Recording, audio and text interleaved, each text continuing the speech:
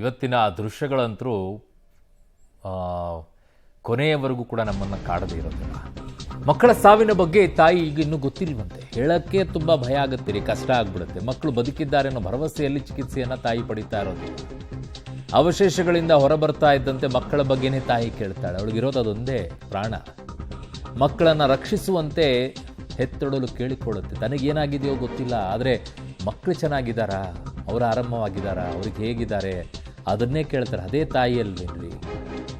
ತಾಯಿ ಅಂದ್ರೇ ಅದೇ ಅಲ್ಲ. ಕೇಳೋದೇ ಅದನ್ನು. ಮಕ್ಕಳ ಬಗ್ಗೆ ಕೇಳದೆ ಇನ್ಯಾರ ಬಗ್ಗೆ ಕೇಳಬೇಕು? ಪ್ರಪಂಚದಲ್ಲಿ ಏನಾದರೂ ಚಿಂತೆ ಇಲ್ಲ, ಆದರೆ ಮಕ್ಕಳು ಚೆನ್ನಾಗಿದ್ದಾರಾ ಅಂತ ಕೇಳ್ತಾಳೆ. ತನಗೇನಾದರೂ ಚಿಂತೆ ಇಲ್ಲ, ತನ್ನ ಮಕ್ಕಳು ಆರಾಮಾಗಿದ್ದಾರಾ ಅಂಥೇಳಿ. ನೋಡಿ, ಅಷ್ಟೆಲ್ಲ ಆದ ನಂತರವೂ ಕೂಡ ಆ ತಾಯಿಯ ಬೆನ್ಮೇಲೇನೆ ಬಿದ್ದಿದೆ. ಆ ತಾಯಿಯ ಬೆನ್ಮೂಳೆ ಏನಾಗಿದೆಯೋ ಗೊತ್ತಿಲ್ಲ. ಅಷ್ಟೊಂದು ಭಾರಗಳನ್ನು ಹೊತ್ಕೊಂಡಿರುವಂಥ ತಾಯಿ ಅಲ್ಲಿ ಆ ಥರ ಉಲ್ಟಾ ಮಲಗಿಸ್ಕೊಂಡು ಕರ್ಕೊಂಡು ಹೋಗ್ತಾ ಇದ್ದಾರೆ ಅಂದರೆ ಡೆಫಿನೆಟ್ಲಿ ಆ ತಾಯಿಯ ಬೆನ್ನಿಗೆ ಪೆಟ್ಟು ಬಿದ್ದಿದೆ. ಮೂಳೆಗಳ ಪರಿಸ್ಥಿತಿ ಏನಾಗಿದೆಯೋ ನಂಗೆ ಗೊತ್ತಿಲ್ಲ. ಆ ತಾಯಿ ಏನೋ ಬದುಕಿದ್ರು. ಆ ತಾಯಿಗೆ ಈಗ ಅನ್ಸೋದು ತಾನು ಬದುಕಿದ್ದು ಇಲ್ದಂಗೆ ಅಂತೇಳಿ. ಯಾವಾಗ ಮಕ್ಕಳ ಸಾವಿನ ವಿಚಾರ ಕೇಳ್ತಾಳುವಾಗ ಅಜ್ಜಿ ಮತ್ತು ಇಬ್ಬರು ಮೊಮ್ಮಕ್ಕಳು ಕೂಡ ಸಾವನ್ನಪ್ತಾರೆ ಈ ಘಟನೆಯಲ್ಲಿ. SDRF team ಎಷ್ಟು ಬೇಗ with all equipments they came over here, so they reached and they started their process. So ಅದನ್ನು ಸ್ಟಾರ್ಟ್ ಮಾಡಿಕೊಂಡು SDRF, NDRF, fire department, so ಎಲ್ಲರೂ ಸೇರಿ ಮತ್ತು ಅದಕ್ಕಿಂತ ಮುಂಚಿತವಾಗಿ ನಾವು ಬರಲಾರ್ಕಿಂತ ಮುಂಚಿತವಾಗಿ ಇಲ್ಲಿರುವಂಥ ಏನು ಸ್ಥಳೀಯರಿದ್ದಾರಲ್ವ, really they work very hard.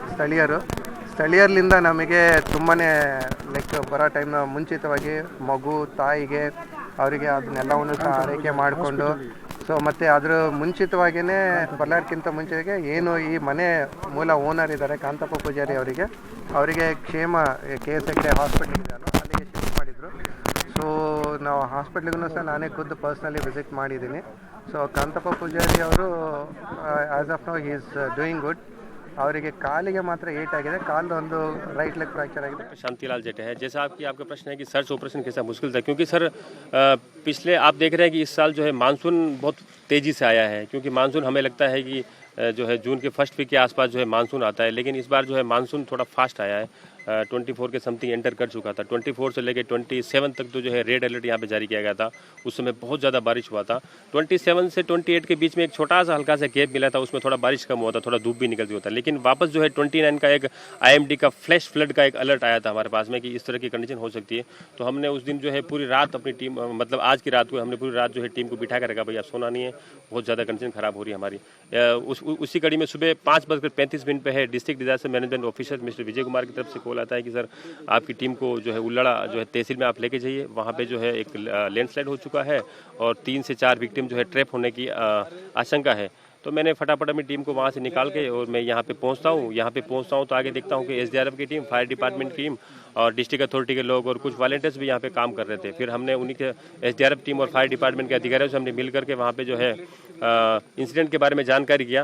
उन्होंने बताया कि सर अंदर में लाइव विक्टिम है और बाहर में कुछ डेड है। तो हमने बोला यार सबसे पहले लाइव विक्टिम को हम रेस्क्यू करेंगे, क्योंकि सर जो है पीछे का जो लैंडस्लाइड वाला जो पार्ट था, क्योंकि वो बिल्डिंग का स्ट्रक्चर वो बिल्कुल अनस्टेबल टाइप हो रखा था। अगर मैं जो है उसमें ज़्यादा उसमें छेड़खानी करूँगा तो जो है लाइव ಸೊ ಅವರು NDRFನವರು ಅವ್ರು ಹೇಳ್ತಾ ಇದ್ದಿದ್ದು ಬಂದ ತಕ್ಷಣ ಅಲ್ಲಿ ಜೀವಂತವಾಗಿರೋರನ್ನೇ ಫಸ್ಟ್ ರಕ್ಷಣೆ ಮಾಡಬೇಕು ಅಂಥೇಳಿ. ಅದಾದ ನಂತರ ಹಿಂದ್ಗಡೆ ಪೊಸಿಷನ್ ಏನಿತ್ತು ಅಂತಂದರೆ ಅಲ್ಲಿ ಏನಾದರೂ ಮೂವ್ಮೆಂಟ್ ಮಾಡಿದ್ರು ಕೂಡ ಅದು ಕೂಡ ಕೆಳಗಡೆ ಕುಸಿಯುವಂಥ ಪರಿಸ್ಥಿತಿಯಲ್ಲಿತ್ತು. ಹಾಗಾಗಿ ಆ ನಿಟ್ಟಿನಲ್ಲಿ ನಾವು ವರ್ಕ್ ಮಾಡೋಕ್ಕೆ ಶುರು ಮಾಡಿದ್ವಿ. ಅಷ್ಟೊತ್ತಿಗೆ ಅಲ್ಲಿ SDRF ಮತ್ತು ಅಗ್ನಿಶಾಮಕ ದಳದವರು ಮತ್ತು ಸ್ಥಳೀಯರೆಲ್ಲ ಕೆಲಸ ಮಾಡ್ತಾಯಿದ್ರು. ಏನೆಲ್ಲ ಬೇಕು ಅನ್ನೆಲ್ಲ ತೆರವು ಮಾಡುವಂಥ ಕೆಲಸವನ್ನು ಮಾಡ್ತಾಯಿದ್ರು ಅನ್ನೋವಂಥ ಮಾತನ್ನು ಅವ್ರು ಆಡ್ತಾ ಇದ್ದಿದ್ದು. ನನಗೆ ಇಡೀ ಆ ದೃಶ್ಯಗಳಲ್ಲಿ ಆ ಒಂದು ದೃಶ್ಯ ಮಾತ್ರ ಕಾಡುತ್ತೆ ರೀ, ನನ್ನನ್ನು ಸದಾ ಕಾಡುವಂಥ ದೃಶ್ಯ ಅದು. ಆ ತಾಯಿ ಮತ್ತು ತನ್ನ ಮಕ್ಕಳನ್ನು ಆ ರೀತಿಯಾಗಿ ಕಾಪಾಡಿಕೊಂಡಿದ್ದಂಥದ್ದು. ಮನೆಯಲ್ಲಿ ಅದು ಬೆಡ್ ಮೇಲೆ ಆ ಥರ ಮಲ್ಕೊಂಡಂಗಲ್ಲ, ಅದು ಮೇಲ್ಗಡೆಗೆ ಭಾರವನ್ನು ಹೊತ್ಕೊಂಡು ಆ ತಾಯಿ ತನ್ನ ಮಕ್ಕಳನ್ನು ರಕ್ಷಣೆ ಮಾಡುವಂಥದ್ದು. ಆ ಕಡೆಗೆ ನೋಡ್ತಾ ಇದ್ದೀರಾ ಆರ್ಯನ್ ಮೃತದೇಹ, ಇನ್ನೊಂದು ಕಡೆಗೆ ಆರುಷ್ ಮೃತದೇಹ. ಒಂದು ಮಗು 2.5 ವರ್ಷ, ಇನ್ನೊಂದು ಮಗು 1 ವರ್ಷ. ಒಂದು ಆಸ್ಪತ್ರೆಗೆ ಕರ್ಕೊಂಡು ಹೋಗುವಂಥ ಸಂದರ್ಭದಲ್ಲಿ ಮೃತಪಟ್ಟಿತ್ತು, ಇನ್ನೊಂದು ಮಗು ಅಲ್ಲೇ ಮೃತಪಟ್ಟಿತ್ತು. ಒಂದು ಮಗು ತಾಯಿಯ ಕಾಲು ಕೆಳಗಡೆಗೆ ಸಿಕ್ಕಾಕೊಂಡಿತ್ತಂತೆ, ಅದನ್ನೇ 2.5 ವರ್ಷದ ಮಗುವನ್ನು ಹೊರಗಡೆ ತರುವಂಥ ಪ್ರಯತ್ನವನ್ನು ತುಂಬ ಪಡ್ತಾಯಿದ್ರು. ಇನ್ನೊಂದು ಮಗು 1 ವರ್ಷದ ಮಗು ಅಲ್ಲಿ ಆಡ್ತಾಯಿದ್ರು ನೋಡಿ, ಕೈ ಅಲ್ಲಾಡಿಸ್ಕೊಂಡು, ಅದನ್ನು ಎಳೆಯುವಂಥ ಪ್ರಯತ್ನ. ಬಟ್ ಪಾಪ ಅದಕ್ಕೆ ಎಲ್ಲಿ ಪೆಟ್ಟಾಯಿತೋ ಏನೋ ಗೊತ್ತಿಲ್ಲ, ಯಾವ ಭಾಗದಲ್ಲಿ ಪೆಟ್ಟಾಗಿತ್ತೋ ಗೊತ್ತಿಲ್ಲ. ಅದನ್ನು ಆಸ್ಪತ್ರೆಗೆ ಕರ್ಕೊಂಡು ಹೋಗುವಷ್ಟರಲ್ಲಿ ಮಗು ಸಾವನ್ನಪ್ಪಿಟ್ಟಿದೆ. ಅದು ಕೂಡ 2 ಮಗು ಸಾವನ್ನಪ್ಪಿಟ್ಟಿವೆ. ತಾಯಿ ಮಾತ್ರ ಬದುಕುಳಿದಿದ್ದಾರೆ. ಅಜ್ಜಿನೂ ಅಲ್ಲಿ ಸಾವನ್ನಪ್ಪಿದ್ದಾರೆ. ಅದಿನ್ನೊಂದು ಕಾಲ ದೃಶ್ಯ ತೋರಿಸ್ತಾ ಇದ್ದೀವಲ್ಲ, ಅದು ಅಜ್ಜಿ ಮೃತಪಟ್ಟಿರುವಂತಹ ದೃಶ್ಯವನ್ನು ನಿಮಗೆ ತೋರಿಸ್ತಾ ಇದ್ದೀವಿ. ಆಗಿರೋದಿಷ್ಟೇ, ಬೆಳಗಿನ ಜಾವದಲ್ಲಿ ಮಳೆ ಜೋರಾಗಿ ಬಂದಿದೆ, ಗುಡ್ಡ ಕುಸಿದಿದೆ, ಗೋಡೆ ಕುಸಿದಿದೆ, ಮನೆ ಮೇಲೆ ಬಿದ್ದಿದೆ, ಮನೆ ಕೂಡ ಸಂಪೂರ್ಣವಾಗಿ ಮುಗುಚಿ ಬಿದ್ದಿದೆ. ಮನೆ ಮುಗಿಚಿರುವಂತಹ ಪರಿಣಾಮವಾಗಿ 2 ಮಕ್ಕಳು, ಒಂದು ಅಜ್ಜಿ ಸಾವನ್ನಪ್ಪಿರುವಂತಹ ದೃಶ್ಯವನ್ನು ನೀವು ನೋಡ್ತಾ ಇದ್ದೀರಾ. ಇದು ಸದಾ ಕಾಲ ಕಾಡುವಂತಹ ದೃಶ್ಯ. ಇದು ಯಾವುದೋ ಚಿತ್ರದಲ್ಲಿ ಅಥವಾ ಯಾವುದೋ ಇದರಲ್ಲಿ ಆಗಿರುವಂಥದ್ದಲ್ಲ, ನೈಜವಾಗಿ ನಡೆದಿರೋದು. ಒಂದು ತಾಯಿ ತನ್ನ ಮಕ್ಕಳನ್ನು ರಕ್ಷಣೆ ಮಾಡೋಕ್ಕೆ ಎಷ್ಟೆಲ್ಲ ಕಷ್ಟಪಡ್ತಾಳೆ, ಹೇಗೆಲ್ಲ ನಿಲ್ತಾಳೆ ಅನ್ನೋದಕ್ಕೆ ಇದೊಂದು ಉದಾಹರಣೆ.